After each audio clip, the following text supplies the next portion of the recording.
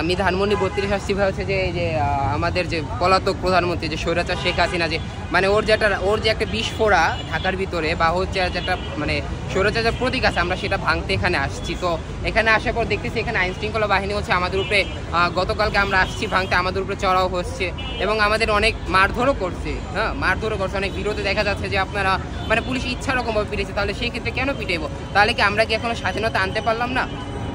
আমরা কি এখনো স্বাধীনতা আনতে পারলাম না? আমরা কি স্বাধীনভাবে এখনো বাঁচতে পারলাম না? তাহলে 5ই আগস্টের পর থেকে তাহলে আমরা কি স্বাধীনতা পেলাম? এই যে স্বৈরাচারের যেটা প্রতীক, যে হ্যাঁ, এটা কি আমাদের থেকে মানে আমাদের থেকে কি এটা দামি হয়ে গেল? এটা কেন করবে?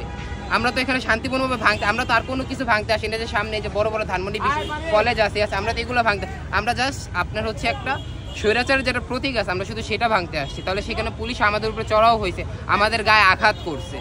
কেন করবে এগুলো? আমাদের কেন করবে?